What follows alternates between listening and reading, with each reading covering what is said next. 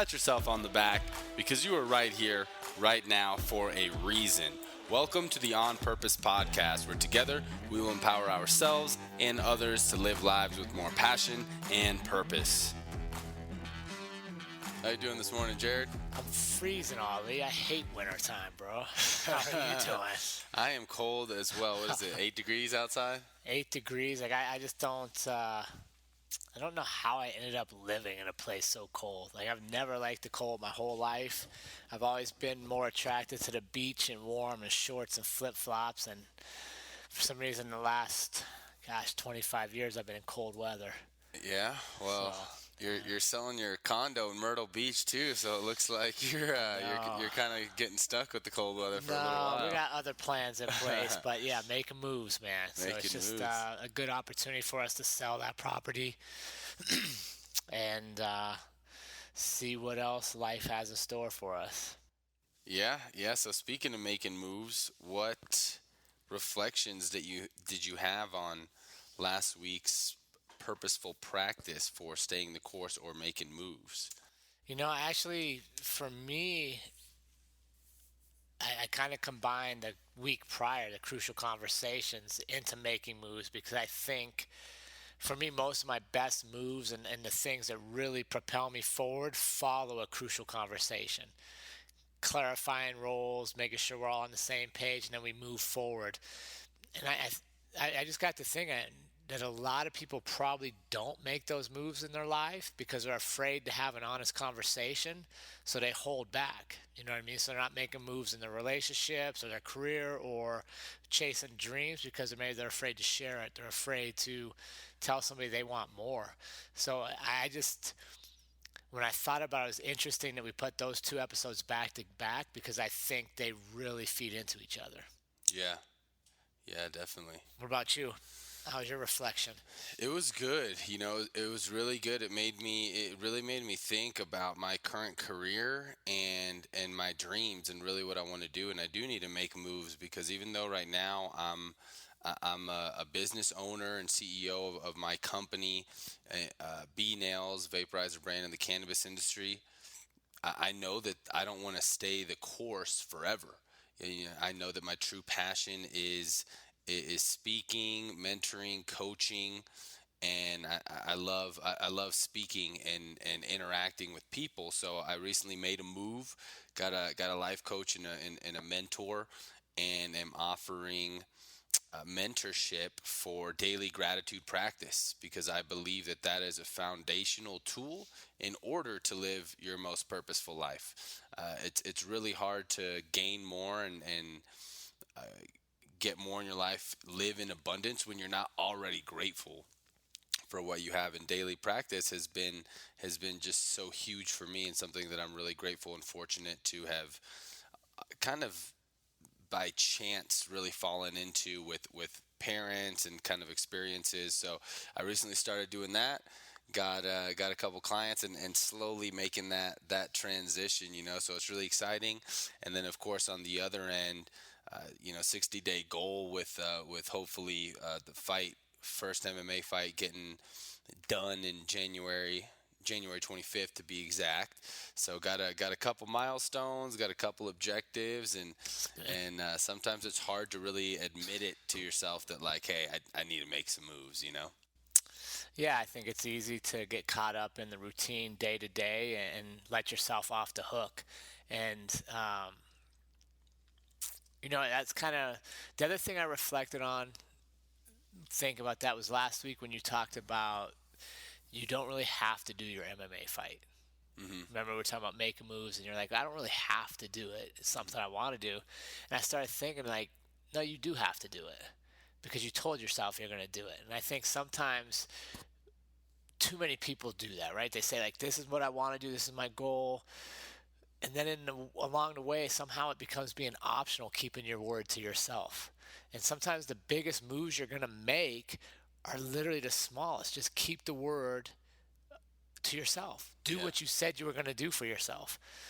So, I shared what I learned from my MMA fights last week, and you will only learn what you're supposed to learn if you actually finish it. So while it's still technically an option, I think it's something you have to do because you said you wanted to do it. Hmm. And let's not end our lives. Let's not be at the end of life looking back at all the things we said we wanted to do that we let ourselves off the hook from doing. Oh yeah. Yeah, no doubt. And I'm very aware. It's something that I have to do. It's just something that I've been told by people more on the business mentorship side of like, that doesn't exactly align with your career and stuff like that. But you're absolutely right. I think the most important relationship is the one that you have with Yeah. yourself. And if you can't keep your word with yourself, then what's your word worth? And that's exactly it, right? And that's, they always say you'll do more for other people than you'll do for yourself, right? Which is why they tell you, share your goals with somebody else, share your accountability with somebody else, because it's easy to let you off your hook when only you know what you're doing. It's easy to minimize what you were supposed to do and dismiss it. And part of what makes you successful is the fact you're not in the norm. So I would be shocked if the people in your business world thought MMA was a good idea. But they probably wouldn't have thought leaving oil and gas for cannabis was a good idea either. You know Yeah. what I mean? Only you know what you want to achieve. And maybe it's a terrible idea, but you only know that if you try it. Yep. And too many people get paralyzed from making their moves based on what everybody else thinks is the right move, man. Nobody else knows your moves, only you. Yep. And here's the reality: if you don't make moves because I tell you, I don't think it's a good idea, Ollie, don't make this move, don't make that move. The cool thing about me sharing that advice to you is I go on with my day. I don't live with regret because it was never my move. You now carry the burden of regret because you didn't do your moves based on what everybody else thought. So advice is easy. So be careful out there when you're thinking about making moves. Who cares what everybody else thinks? If it's something you want to do and it's your passion and it's something that you're like, man, I gotta try this, go. And honestly, I think the more people that don't like your move, the more you should probably do that move because it means not a lot of people are doing it. Yeah, yeah. One of our earlier episodes is about giving and receiving advice. If you haven't checked that one out, that one has some good insights there. But today's episode is episode number 36: goal setting and visualization. And before we jump into that, I just want to emphasize the importance of number 36. That means this is 9 months straight. Every week we're putting out episodes, which jump back into the one about consistency and showing up all the time. So it's a mile marker, man. We're 9 months. It's enough to create a human. That Nine is months. true. Yeah. It's our baby. On purpose. Yeah, so 9 months in, let's get going, man. If you're not already contributing your purposeful practice, I encourage you to get off the sidelines, quit listening, and just watch it from afar and really delve into this. We got some great reviews this past week. Yeah. Honestly, some law enforcement people from around the country that were like, I don't know about Jared and Ali. Like, I'm not sure. I want to listen to Ali's in the cannabis industry. I have my own preconceived notions about what this means. So they're friends of mine on social media, but they had not listened to the podcast because of preconceived notions. Hmm. And he sent us a great testimonial that he broke down last week, had a 2 hour commute, delved into the On Purpose podcast, and came away with a newfound respect and now a podcast he needs to listen to weekly. Yeah.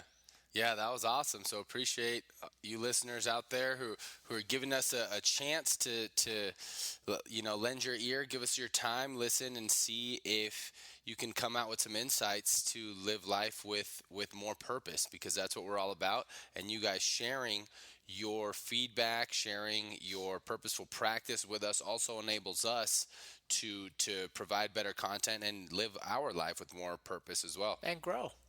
Hmm. Right, we grow in our relationship here. We grow with our relationship with you all, and ultimately, that's what it's all about. Like, nobody is above learning here. Everybody's learning and progressing at their own rate. So, um, don't just sit and listen. Get your purposeful practice in, so that we're all moving in the right direction. Yeah, really appreciate you guys. This last week was our highest downloads ever, so really pumped about that and the Yeah. journey, the journey ahead.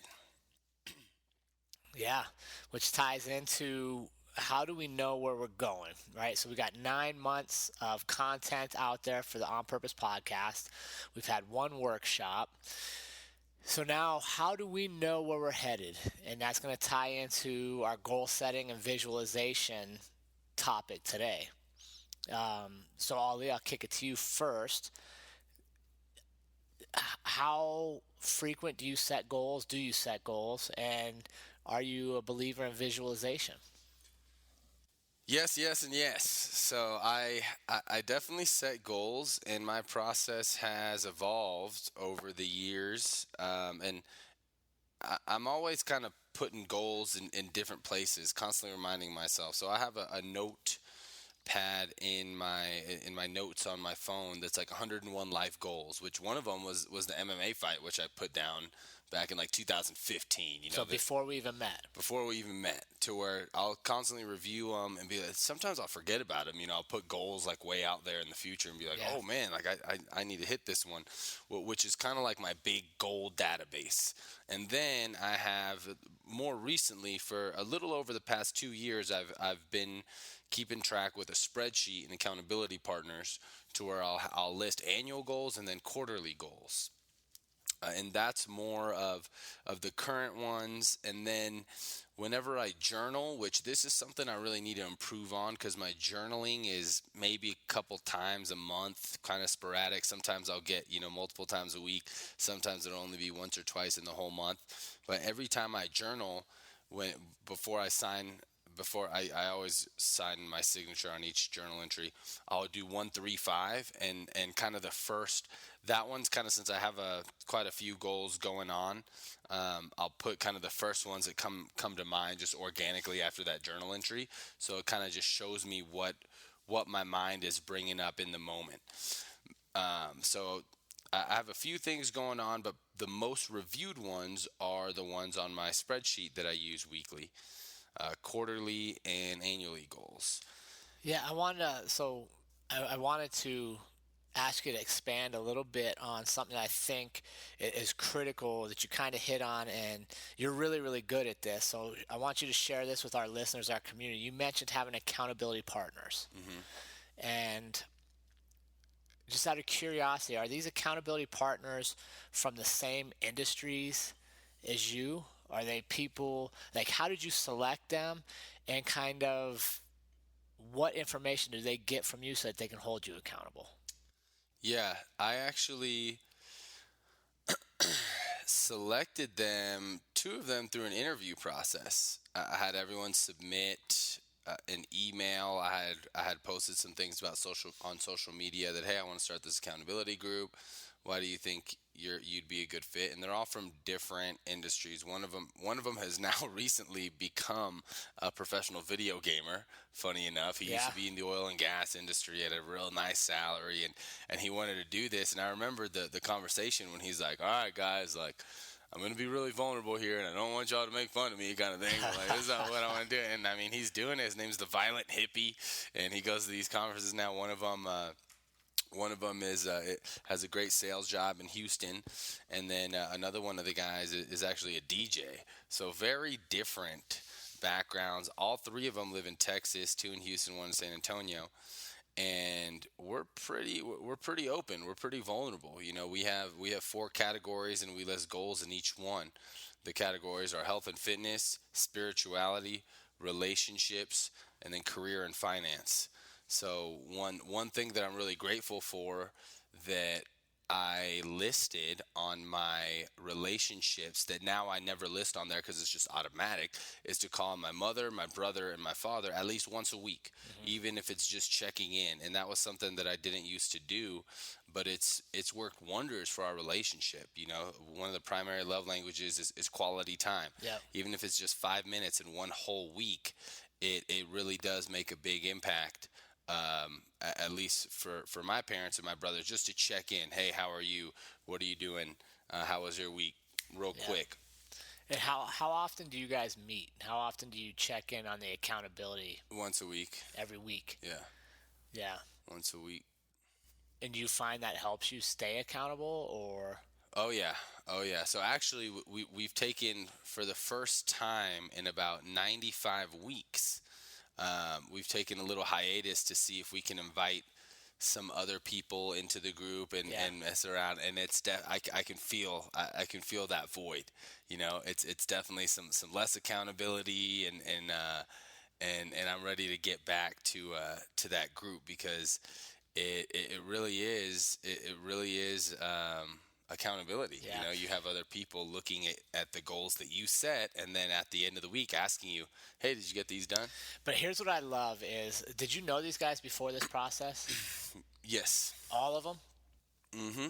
Yeah, because I was the one that set it up, but Yeah. they didn't know each other. They didn't know each other, but you weren't friends with them. Like they had to interview. Mm-hmm. I would say, well, so one of them, two of them were more Okay. acquaintances. Yeah. So what I'm getting Yeah. is they weren't already in your circle. No. They weren't dudes you were bouncing ideas off of. Oh no, no. And I want our listeners to understand accountability partners should not be your mom, your grandma, your favorite aunt that every time you let yourself down, they're baking you cookies and giving you milk and telling you it's okay, Ali, you let yourself down, but you'll get it tomorrow. Like accountability partners should be removed from your closest circle. Yeah. They should be people that are going to be honest with you and be like, hey, dude, you were supposed to have gotten this was your goal. You're short. Like, what are we doing to fix this? Mm-hmm. And too many people, I think, it's because accountability partners are kind of popular now, right? Like people are like, oh, I want to be accountable, help hold me accountable, and they put it out. Like I see it on Instagram all the time, right? Like, I'm trying looking for accountability partners. Well, dude, it's in your friend group, Mm-hmm. right? And so if you pick your best friends from high school that have been doing all the dumb shit with you your whole life, they're probably not holding you accountable. Yeah. Like, don't be afraid to be accountable to people that don't know all the stuff you bring, so that they're looking at you with a neutral eye and just the fact of, okay, here's what you said you were going to do. You came up short. Now we've got to problem solve this. I think too many times we look for accountability partners where we're comfortable because we know we're not really accountable. Mm. That's a good point. Yeah, and you know, now that you're saying that, reflecting on kind of the reason for our hiatus is I had brought up that I think it would not only be beneficial for us to have some new people in the group, but also to just bring that to others. But I think on a deeper level, subconsciously, and maybe I didn't say this just directly to my accountability partners. I think it was just that we were kind of starting to let each other off the hook a little Yeah, bit. you got comfortable. Getting comfortable with each other. Yep, Yeah. comfort happens, which is why we've talked about sometimes there's seasons to things. And sometimes you got to end one thing and go new. Sometimes you got to bring in fresh ideas because with comfort, it's easy to let people off the hook. It's easy to let yourself off the hook. Yeah. Yeah, it's interesting. Um, How about goal setting for you? What does that look like? Goal setting, it's interesting. I don't do a lot of like short term, long term goals. I don't like logistics. I'm not a big like, and Andrea and I, if we disagree, it's usually on this kind of stuff. Right? Like I have a vision and I'll see like, okay, this is where I want to go. I don't necessarily map the whole path. I just know, okay, if I work hard and I show up and I do what I'm supposed to do, I'm going to end up there eventually. So I let the path kind of dictate where I go. Whereas my wife, she likes a very structured, like this, step by step by step by step. And I'll be honest, sometimes I see visions and I'm passionate about the vision and I want to work hard for the vision.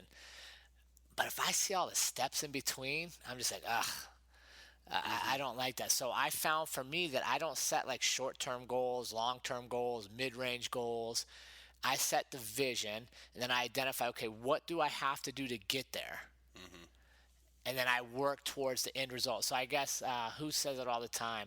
Like Gary Vaynerchuk always says it, and a couple others, like reverse engineer.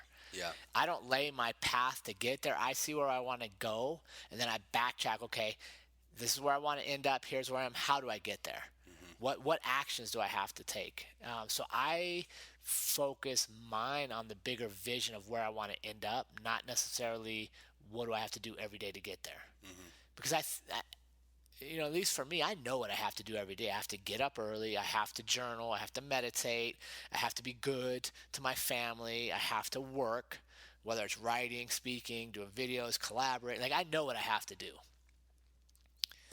But having the big vision, that's what I focus on, Hmm. which is, it doesn't work for a lot of people because, Yeah. like, a lot of people need more accountability, more structure, Right. or they'll get lost. Where I've never had an issue with working hard or doing what I'm supposed to do. Um, so I focus on like where I want to be and then just kind of backtrack and just make sure I'm moving in that direction. So, what do you use visualization? It sounds like you Hmm. probably use more visualization than actual like consistent goal setting. Yeah, for sure. Honestly, if you come over to my house or you look around my workspace, I have very few goals. Very few, like, by the end of the week, I need this done. By the next month, I need that done. But I have like the visions around me all the time. And it's funny, as you were telling your story, I started thinking, like, when did I first visualize things? And I was always an athlete, but playing in the 80s and 90s, we weren't nearly as in tune to the mental aspect of sports. It was all physical. So nobody taught me to visualize. But while you were telling your story, I wrote down this note that I remember literally sitting in high school. And this was back when we had to have covered textbooks. I know you kids nowadays don't even have textbooks, but you had to cover your textbook. And we used to use those paper grocery bags. I don't even know if you Yeah, guys did yeah, that. yeah, And you'd make a book cover. yeah. I And would, those like the fuzzy ones too yeah, that were nice. you could buy those, but we didn't have Yeah, money for that. We just used the old straight up grocery bag. yeah. But I would literally sit in class for hours, didn't matter what they were doing, and I would just sign my name. And in my head, I always visualized I was a professional baseball player, and I was practicing getting the perfect autograph. I bet I signed my name millions of times. Somehow I got C's and B's and A's in classes. But I don't remember the work, but I remember signing my name. And it was interesting because I signed my name all the time, and then I never got to be a professional baseball player. And I thought, man, that was like a waste of time. Like, why? So I never got to do it. Then all of a sudden, I took that fight in 2014, and life took this different course. And I created my own company, and now I sign my perfect autograph on certificates of people to come to my classes. Mm. And I sign the fight cards and the fight pose. You know what I mean? So I actually visualize signing to be a baseball player. But I never got there. But the skill, right? Because I looked backward and said, okay, I got to practice so I'm perfect when I get there. Well, I didn't end up there, but I ended up over here. But that skill still translated. And now when I sign, I have a consistent, perfect signature because I practiced it my whole teenage years. Mm. Nice. Which is kind of why I do what the way I think is like I always practice this thinking I was going to end up here. I didn't focus on all the steps I had to get there. I just knew I'd be there someday. Well, I didn't end up exactly there, but I ended up close, somewhere offshoot. But that skill I developed translated over for it. Mm. So now when I sign, it's consistent, Yeah.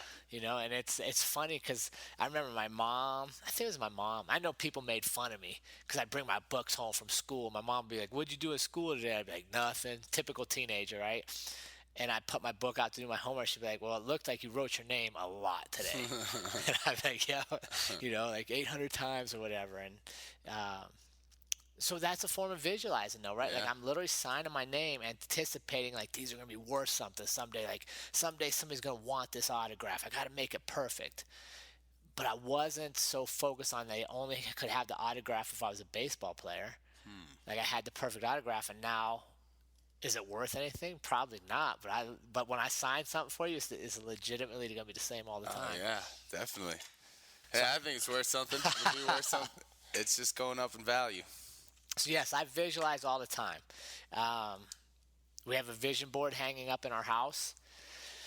It has pictures and images of things that we hope to achieve, places we want to visit. And then underneath it, it has some like things, I guess you'd say kind of goals, some things that have to take place to make that become reality. Hmm. Uh, but they're not broke down to like every day I got to do like these four things. Like I know on my to do list what I have to get done. So I don't focus a lot on what do I have to do every day. I focus on, okay, if I work hard today, where do I end up tomorrow? Where do I end up? Hmm. So, which works for me. And you know what I mean? Like we're different on that. You're much more structured in your stuff, and I I like just knowing where I'm going to get. Yeah. Yeah, and I haven't always been. I was always that kid with the messy binder, really unorganized, and in a lot of cases, I'm still unorganized. I just kind of had to get forced into a lot more organization with running a business Yeah. because you won't succeed with being unorganized in business.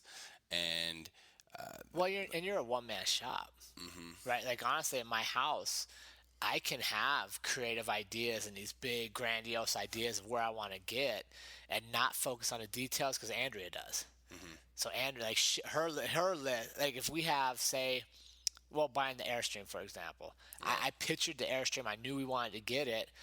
That's all I had was just a vision, and I was just like, okay, I can will this to happen. Like we're gonna work hard and make it happen. Whereas she had the Airstream and how big it had to be and what colors it had to be, and you know what I mean. Like she had wow, all the yeah. details, which if I looked at those, I'd be like, oh my gosh, I'm so bored already. Uh, Um, but yeah, you being a one man show and running the operation you have, like sometimes you got to do things that maybe aren't your natural strengths or that you don't normally do just to make sure you're proficient at it. right, right.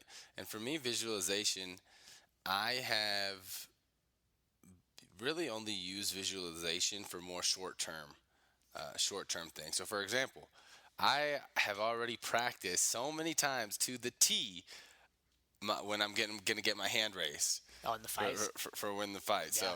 So hand raised like this, gonna give some gratitude, come down and just hit it with a little flex. And I've rehearsed that so many times. I've visualized it. And a big piece for me is really focusing on the feeling Yeah. of how is that going to feel and really trying to feel that excitement, that happiness. And funny enough, another thing that I visualize and am successful with is I was just out of town in New Orleans on the craps table playing Oh, nice. craps, visualizing that number I'm gonna roll. I'm telling you, we hit this bonus, and I'll tell everyone at the craps table, hey, like I need you guys to visualize this, and we hit this 30 to 1 odds bonus multiple times throughout the entire evening. I'm like, man, and that's a really fun one. Yeah. To where you can immediately do it, and people talk about the vibes. It's Yeah. a real thing No, for on sure the it is. craps table because it's a collective energy and force in there. But I haven't really like your story about the Airstream and that same Yeah. brand and the vision boards Yeah. like that excites me because I haven't really done that before with a more longer term Yeah. visualization, and I've kind of like attempted to create a vision board, and it just never really became something consistent for me. Yeah, and it blew my mind. So, and to backtrack for some of you that don't know the story, Andrea and I created a vision board in 2015, I believe it was, and it was a 6 year vision board. By 2021, this is where we wanted to be, and we were having a little period a couple months ago where we were kind of doubting things, and we were unsure if we were on the right path, like what was happening to us. Are we doing the right things? And we were having coffee one morning. She brought the vision board down, and she was like, "I just want you to see this." And literally, the stuff we had put on there, retiring from police work, speaking, teaching these classes, an Airstream, the gym, there were so many things that we had laid out in 2015 that we hoped to achieve by 2021 that we had already made real by 2019. And the Airstream the picture is literally almost the exact model of what we bought, and it happened to fall into our lap. Like we didn't search for this specific thing. It just happened to be right here in our local community by some awesome people that were selling it. And I do believe, like, because we looked at this every day and we saw where we wanted to end up, it becomes reality. Mm, And the same thing on the flip, man. If you're around people all the time that tell you what you can't do, tell you to give up on your dreams, don't believe in your dreams. Oh, every time you tell them a dream, like, oh, that can't be, like, then that can become reality too. yeah. Which is why I think for me it's important to have that vision board to really be grandiose with it. Don't be mediocre. Don't have a small vision board. Have grand things like what do you want to achieve? Where do you want to be? Where do you want to see? And for us, our vision board always has personal areas, business areas, travel, because we love to travel, experiences, places we want to take our kids. And I was shocked when she brought it down. We started marking off all the stuff. I was like, holy, you know, man, we are actually doing it. Dream no little dreams. Yeah. Beef that vision board up. Yeah, I need to get on one of those. What about visualizing failure Mhm. or obstacles? Like when you Yeah. visualize, do you see any quote unquote negative? I love it. You love it. I love, yeah. See, and here's why. I don't visualize everything being perfect because I know it's never going to be perfect. Like, I want to visualize obstacles. I want to visualize things going wrong. I want to visualize all the bad things that could potentially happen. And then I visualize overcoming it. And I visualize what it feels like to conquer this. And to your point, like I visualize like your hands raised and all that, but I also want to visualize like what do I hear? Oh, what do I hear? What do I smell? What's this smell like? What is this gonna feel like?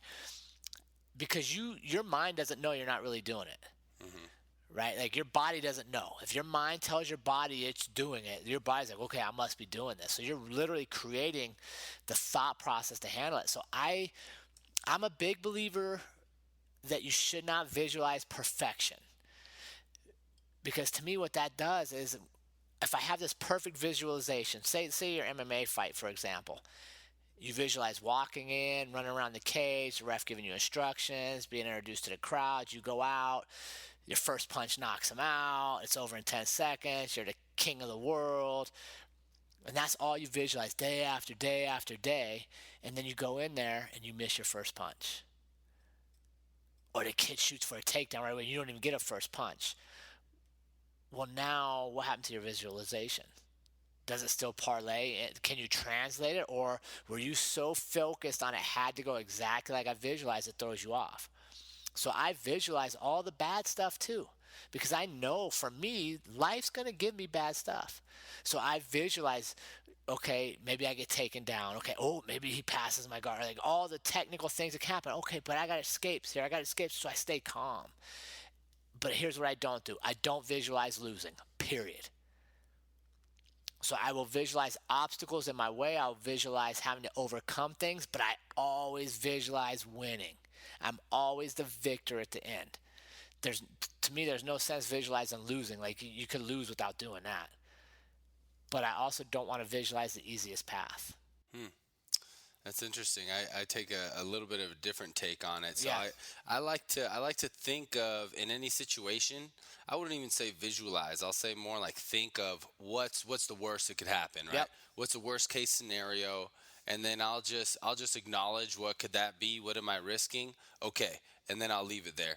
Yeah. And I don't really like, for example, the MMA, get my hand raised. I'm only doing that visualization when I'm feeling it right after practice, Yeah. when I'm dead tired, when Perfect. we're walking around, when my body feels like that, right? But I don't really visualize. I really don't visualize the obstacles too much. I think my take for visualization is kind of like yours in goal setting, to where you have kind of the big goal, Yeah. but maybe not necessarily all of the little goals and little things that need to get you there. And I think it works. It works for it can work either way, Yeah. right? I just think that one thought that I've had, because I've always adopted the mentality of like, and I still do believe it, nothing good comes with hard work. You got to grind, you got to put in the work. But recently, working with one of my mentors, she had told me, what if you tried visualizing the abundance and things are going to come to you Yes. freely and easily?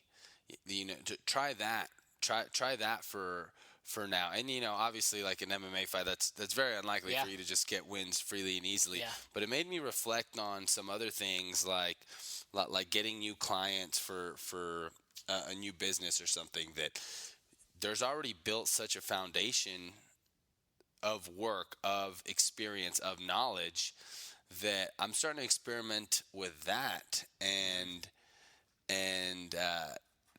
honestly, not long enough to really see it working in a huge way. But I'm curious to hear your thoughts on that. What do you think No, about I think that's visualizing things coming to you freely and easily? yeah. I think it's what I would call transition.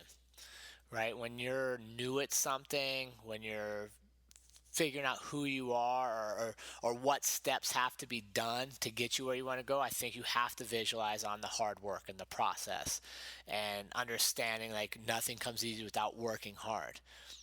But I think there becomes a point in your time where hard work is already ingrained. Like, you know, you're going to get up, you're going to put forth effort. So focusing on how much effort do I have to put in, it's kind of like, to me, going backwards. Like, you've already accomplished this. You know you will work. Hmm. So I like transitioning to, okay, now things are coming easy. Now there's an abundance of clients. There's an abundance of people that are interested in what I want to do, because now I'm putting myself in a different space of, I already have the experience level. I have the platform underneath me, the foundation, if you will. Now I'm going to be open to finding everybody. Mm. So I like it. And I think, there's a lot of talk of the abundance and scarcity mindset. I think when you focus on everything requires you to work hard, and it's going to be a hard struggle, and it's going to be a hard grind, blah, blah, blah. Sometimes that's easy for people to misconstrue or get off track, and it becomes a scarcity, right? Everything's hard, everything's a fight, everything's a struggle. But once you have the foundation, you know your work ethics there, and you know what you got to do every day to propel yourself, thinking that things are going to be easy, thinking that there's an abundance of people out there that want you, you just got to find them, shifts that mindset a little bit. So I love it. Yeah, man, it's interesting. There's so many different ways that you can visualize, that you can Yeah. goal set. So I'm excited to hear some of what our listeners will submit. So let me ask you this, Jared. Yeah. I've had things in my life come unexpectedly. Never visualized it, never set the goal, and they've been some things awesomely positive, great things that have come into my life that I have never once Yeah. visualized or set out to achieve in any Right. way. So, with that being said, what do you think is like how important really is goal setting and visualization, and how does like random greatness happen? I don't think it's random. Okay. I don't think it's random at all. I think when you are visualizing, you have this big dream that you want to get to. By having a big dream, you're open to other dreams, right? And for one of the things that I shared last week, somewhere I shared, I can't even remember where it's at now, but I talked about, like, I have a big dream up here, but I don't control the path to get there. I'm willing to take the windy road to the path. But because I'm open to the dreams, other dreams are allowed to come in. And it goes back to just what you were talking about, visualizing things coming easy and visualizing an abundance. Well, that's not my only dream. And here's what I love. Because I visualize, and because I set goals for myself, and because I'm willing to dream big dreams and share them with people, it allows other people to share their dreams with you. And now maybe there's ways you can work together on that dream. And now all of a sudden you're like, man, I never even thought that this could be possible, but it is. This podcast is a perfect example. This was not my idea. I when I left police work, I had no intention of starting a podcast. I had intentions of writing books, teaching classes, speaking. But because people knew I had dreams, somebody else that was close to me was like, dude, you should do a podcast. You should really put together a podcast and do what you're doing, but do it on a podcast. And I was like, okay, well, so I start looking, I'm like, yeah, that kind of ties in, but it wasn't my dream. It wasn't your dream, but right, we connected because I know you're a big dreamer and I'm a dreamer. Like, I threw hey, what do you think about working on this? So this was actually somebody else's idea. But because we were open and doing what we do, it found us. Mm.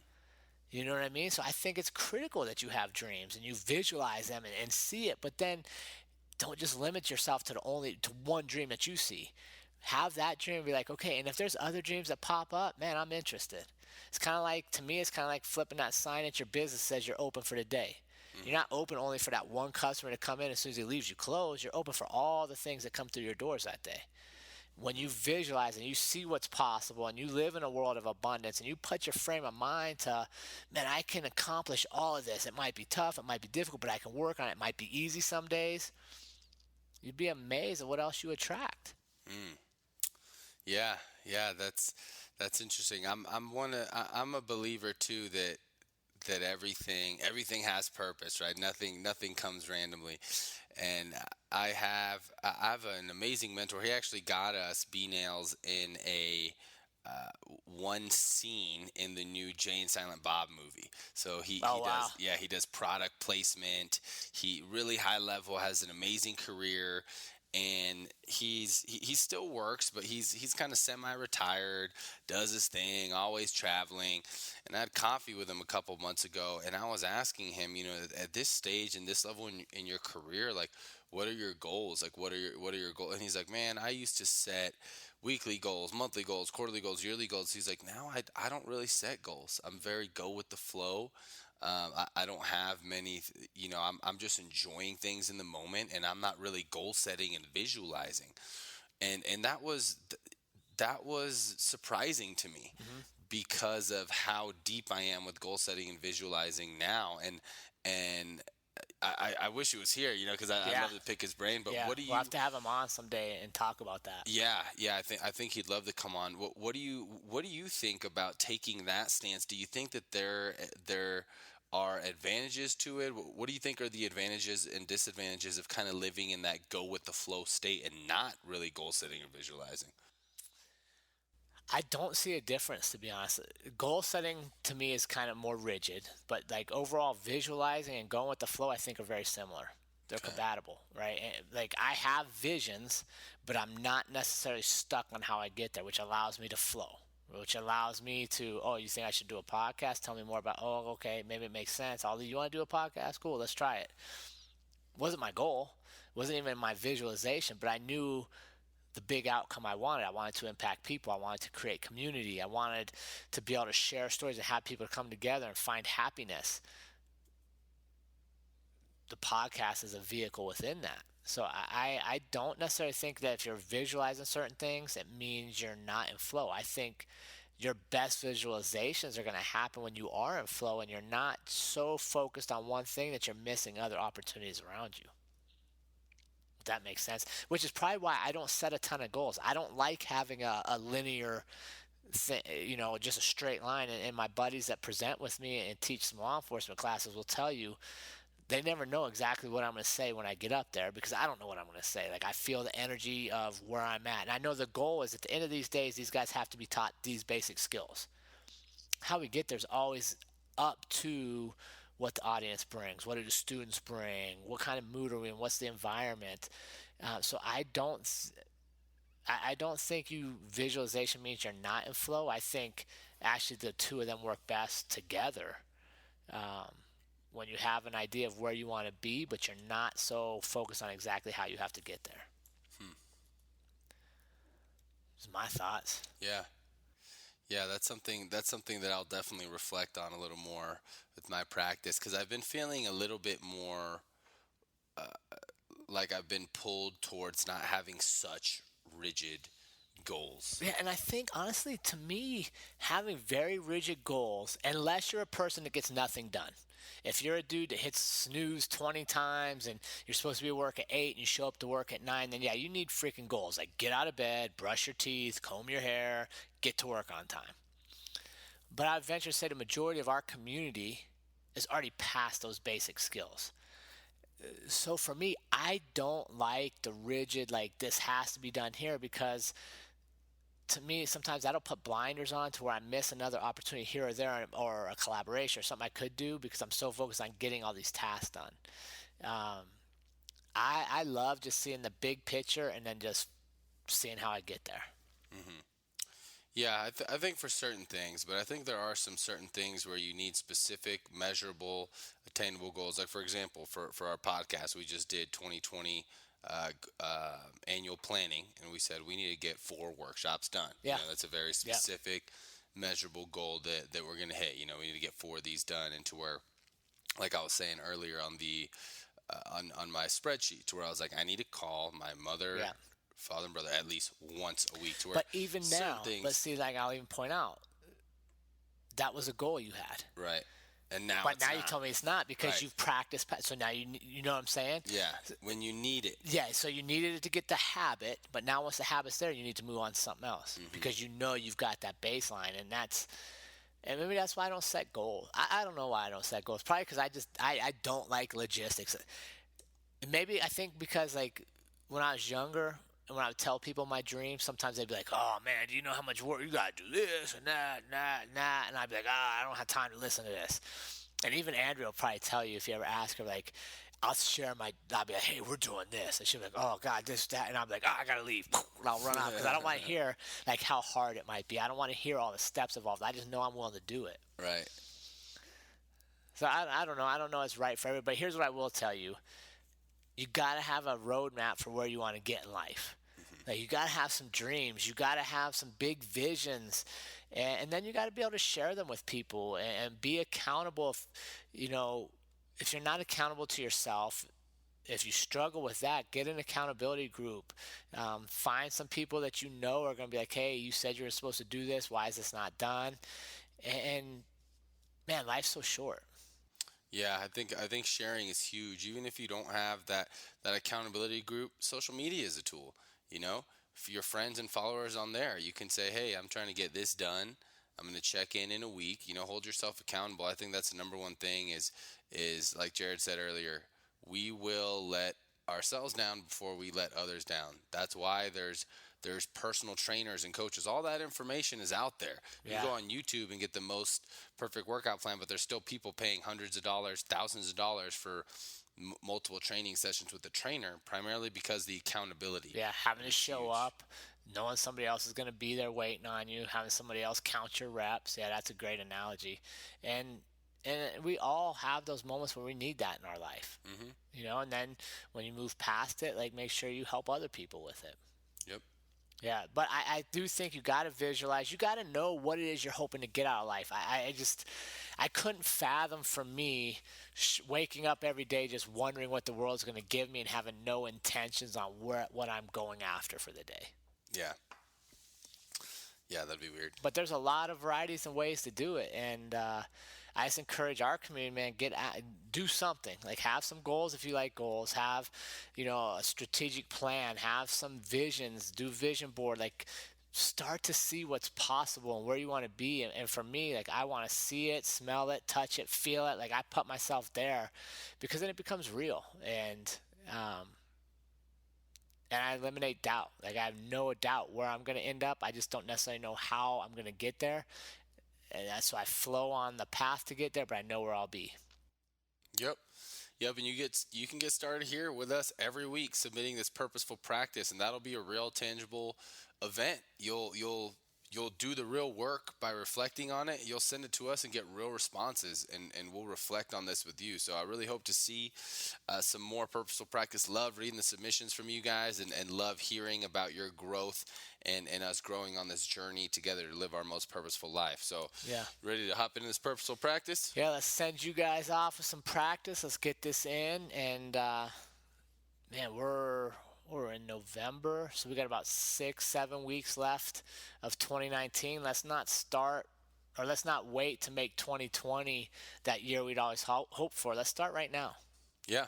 Yeah, let's get a head start. Let's create momentum going into it. And then think about this: if you start today, you're going to be 7 weeks ahead of everybody else that starts on January 1st. Amen. So purposeful practice for this week is taking inventory and asking yourself already, do you set goals and visualize? And if you do, how do you do it? So you heard Jared and I have some differences in how we set goals and visualize. Reflect on what your process is if you have one. Number two, ask yourself, why do you feel it is important or not important to set goals and visualize? We talked about some people are at a stage in their life to where they don't feel it's important, and for some it may not be as important. So reflect on that and let us know. And then number three, reflect on a time where you achieved a goal and whether or not it was intentional. And then the most important part is email your practice to us at onpurpose.official@gmail.com. That's one layer of accountability and also feedback that you'll get immediately from doing this practice. So we hope to see your submission, and thanks again for tuning in, listening, and growing with us together.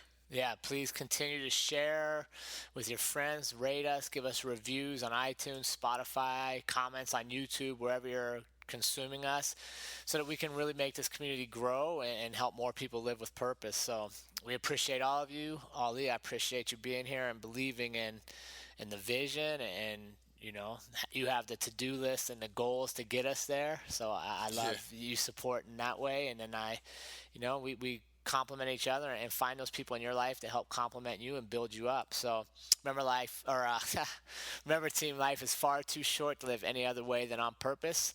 Take care, and we'll see everybody next week.